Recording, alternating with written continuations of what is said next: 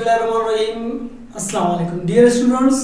आज का जो हमारा टॉपिक है that is about transmission of characteristics and inheritable and non heritable characteristics. यानी सबसे पहले हम देखेंगे ट्रांसमिशन ऑफ कैरेक्टरिस्टिक्स।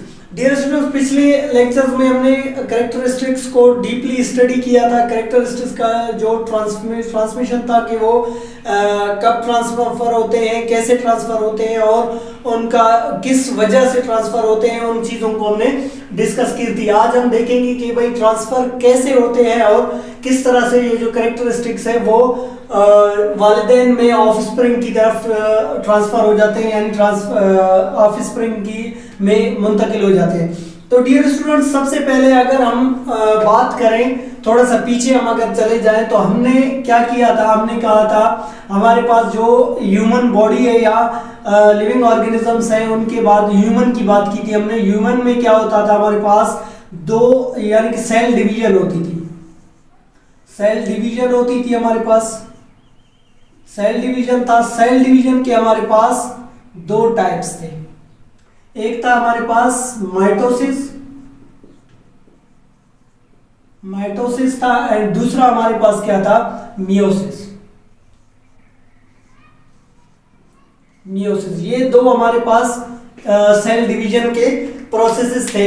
तो डियर स्टूडेंट्स, अभी ये जो कैरेक्टरिस्टिक्स का ट्रांसफर है या ट्रांसमिशन है, ये डायरेक्टली कनेक्ट है हमारे जो सेल्स है, बॉडी के सेल्स है उनके साथ, और वो उस वक्त ट्रांसफर होंगे जब हमारे बॉडी के अंदर सेल डिवीजन का प्रोसेस होगा। उस वक्त क्या होंगे, यहाँ पे ट्रांसमिशन उनकी होगी। तो डियर स्टूडेंट, सबसे पहले हमने देखा था माइटोसिस था। माइटोसिस के अंदर हमारे पास क्या हो रही थी, माइटोसिस में हमारे पास सेल्स जो माइटोसिस फॉलो कर रहे थे उन्हें हम कहते थे सोमैटिक सेल्स। सोमैटिक सेल्स थे हमारे पास बॉडी के अंदर। सोमैटिक सेल्स जो थे हमारे पास, इन्हें हम हैप्लॉइड सेल्स भी कहते थे। हैप्लॉइड सेल्स यानी इनकी जो तादाद थी वो हमारे पास, ये हमारे पास जो सोमैटिक सेल्स थे यानी आम जो हमारे बॉडी के सेल्स थे उनको हम क्या कहते थे, सोमैटिक सेल्स थे। सोमैटिक सेल्स जो हमारे पास थे वो डिप्लॉयड थे। डिप्लॉयड सेल्स थे हमारे पास। डिप्लॉयड सेल्स हमारे पास, इनकी अगर हम तादाद की बात करें तो हमारे पास क्या था, 46 क्रोमोसोम्स। जो क्रोमोसोम्स थे इनमें क्या थे, हमारे पास 46 थे। क्रोमोसोम्स की तादाद हमारे पास इनमें क्या थी डियर स्टूडेंट्स, 46 थी। उसके बाद हम चलते हैं तो नेक्स्ट जो हमारे कैरेक्टरिस्टिक्स की बात हो रही थी या आगे हमारे पास क्या थे, जर्म सेल्स थे। डियर स्टूडेंट, जर्म सेल्स या हम इनको क्या कह रहे थे, ये हमारे पास जर्म सेल्स थे या फिर हमारे पास इनको हम गैमेट सेल्स कहते थे। अभी गैमेट सेल्स और जर्म सेल्स हमारे पास दो किस्म के थे। एक हमारे पास था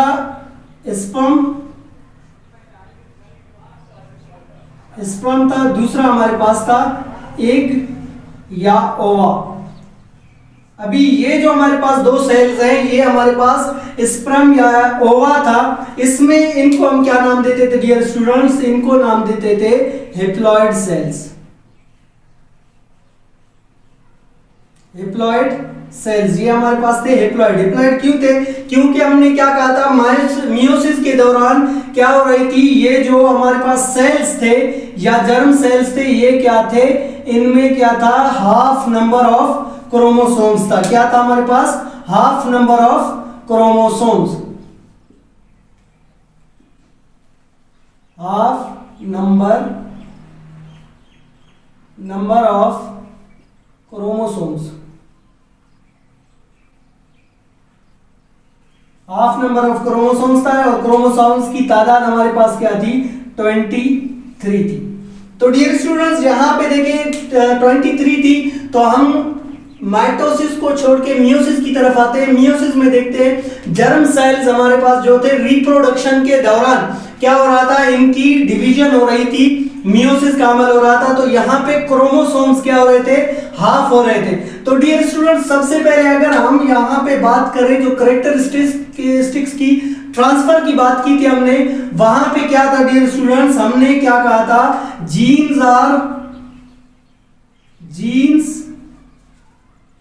आर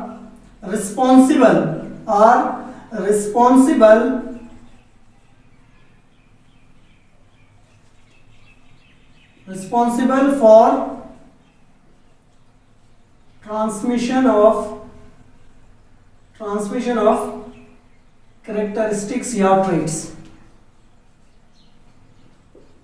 जो ट्रेड्स की हमारे पास ट्रांसमिशन थी वो किसकी वजह से हो रही थी, जिसके उसके लिए कौन जिम्मेदार था डियर स्टूडेंट्स, हमारे पास जीन जिम्मेदार था। तो डियर पास क्या था, यहाँ पे हमारे पास जो जर्म सेल्स थे या हमारे पास क्या था, स्पर्म और ओवा या एग था।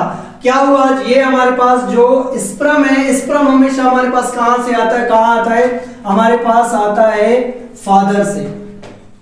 स्पर्म हमारे पास क्या था, फादर, उसके बाद फिर हमारे पास क्या था, मदर।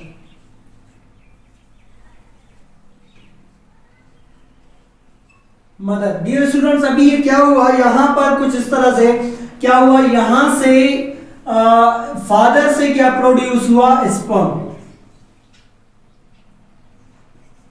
स्पर्म प्रोड्यूस हुआ, और यहां से मदर से हुआ हमारे साथ क्या, एग या ओवा प्रोड्यूस हुआ। तो डियर स्टूडेंट, यहां पे क्या, इनमें क्या हुआ, यहां से 23 क्रोमोसोम्स आए हमारे पास, और यहां से भी क्या हुआ, 23 क्रोमोसोम्स हमारे पास आ गए।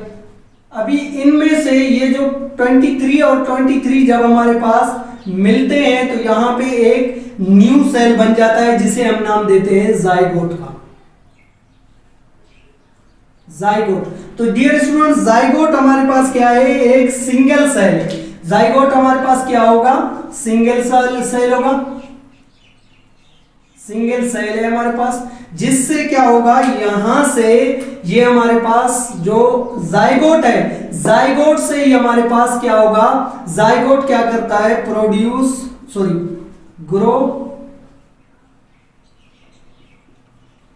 इनटू जाइगोट जो हमारे पास है, ग्रो इनटू अ ऑफस्प्रिंग।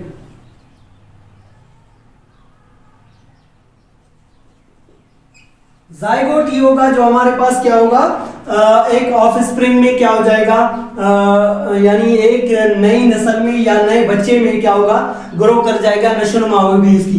तो डियर स्टूडेंट, यहाँ पे हम देखें, अगर यहाँ पे हमारे पास क्या थे, 23 क्रोमोसोम्स थे, यहाँ भी 23 क्रोमोसोम्स थे, ये यहाँ पे आके जाइगोट में क्या हो गया, ये फिर से 46 बन गए। मजीद यही जो जाइगोट है, जाइगोट क्या होगा, मजीद आगे डिवाइड होके, यानी आगे ग्रो करेगा, बढ़ेगा, किस में बढ़ेगा, एक ऑफस्प्रिंग में।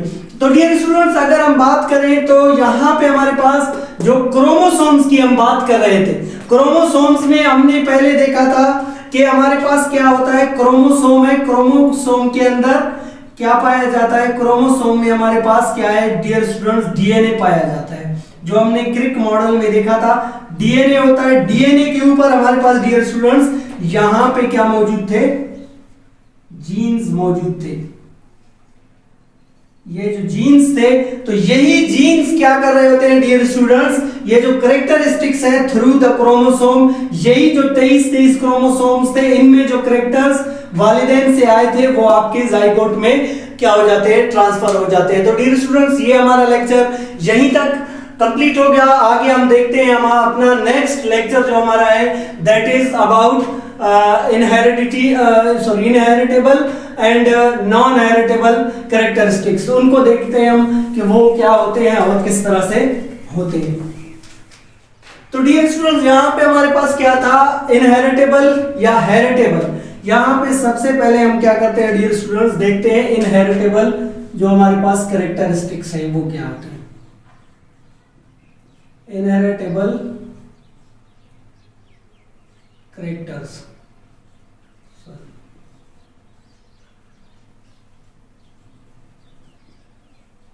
Inheritable characters. डियर स्टूडेंट्स, हमारे पास जो इनहेरिटेबल कैरेक्टर्स हैं वो हमारे पास क्या होंगे, हम कह सकते हैं आई कलर,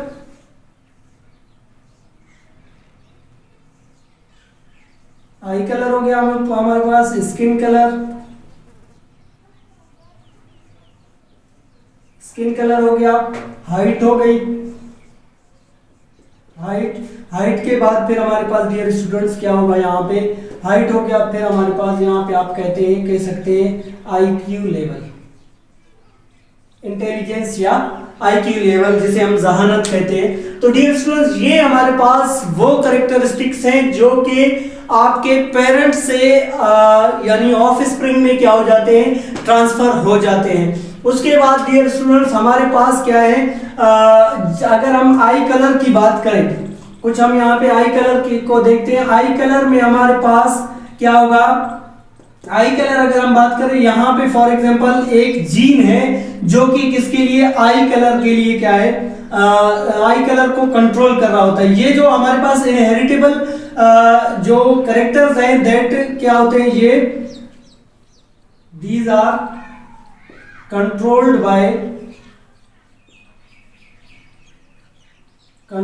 बाय जीन। ये क्या होंगे डियर स्टूडेंट्स, इनको कौन कंट्रोल करेगा, जीन कंट्रोल करेगा। अगर हम आई कलर की बात करें, आई कलर को फॉर एग्जांपल यहाँ पे कोई जीन कंट्रोल कर रहा है जिसे हम नाम देते हैं, फॉर एग्जांपल हमारे पास ए है, ये क्या कर रहा है हमारे पास ए, और ये होते हैं हमेशा पेयर फॉर्म में। एक हो गया हमारे पास कैपिटल ए, दूसरा हो गया हमारे पास स्मॉल ए।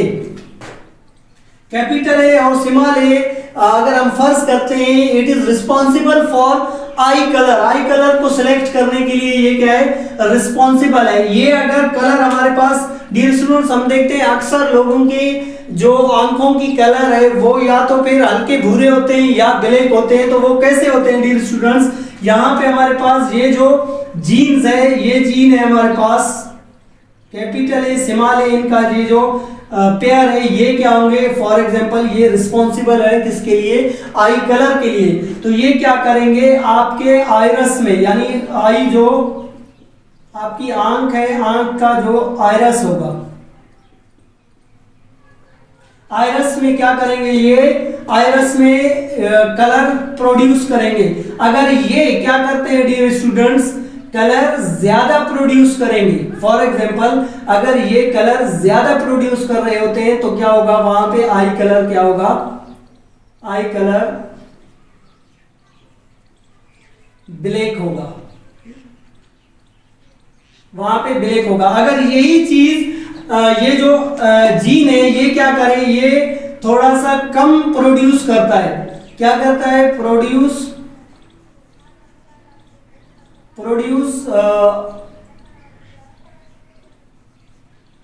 लो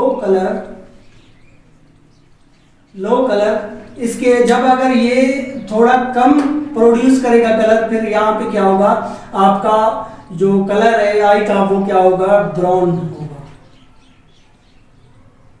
हो जाएगा। तो इस तरह से क्या हो जाते हैं डियर स्टूडेंट्स, जो जीन है वो it is responsible for the transfer of heredity characteristics या इनहेरिटेबल कैरेक्टर्स को कंट्रोल कर रहे होते हैं जीन्स। उसके बाद डियर स्टूडेंट्स हमारे पास नेक्स्ट हमारे पास क्या है, इनहेरिटेबल कैरेक्टर्स या सॉरी नॉन हेरिटेबल कैरेक्टर्स है हमारे पास, non heritable characters. Non heritable characters dear students हमारे पास क्या होंगे, इनके लिए हम सिंपली क्या कह सकते हैं, दीज आर नॉट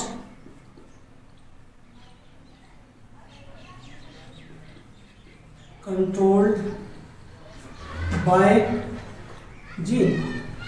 ये क्या होंगे, जीन के कंट्रोल में नहीं होंगे, ये जीन इनको कंट्रोल नहीं कर पाता। फॉर एग्जाम्पल अगर हम बात करते हैं किसी का, फॉर एग्जाम्पल किसी की अगर एक आंख नहीं है, एक पेरेंट में एक वो डिसेबल है किसी माजूरी की वजह से, या कोई एक्सीडेंटल प्रॉब्लम की वजह से उसका कोई आ ही नहीं है, तो वो क्या होगा, वो ऑफस्प्रिंग में प्रोड्यूस नहीं हो सकता। या किसी के जिस्म पर कोई दाग है, निशान है, या कट का निशान है, या उसका कोई पैर या हाथ नहीं है, तो वो क्या होगा, वो ऑफस्प्रिंग में क्या होगा, नहीं जा सकेगा, उसमें ट्रांसफर नहीं होगा, क्योंकि that is not controlled by the gene. वो जीन के हिस्से में नहीं आता, जीन के कंट्रोल में वो चीज नहीं है, वो उसको हम इनहेरिटेबल नहीं कह सकते, that is non heritable character.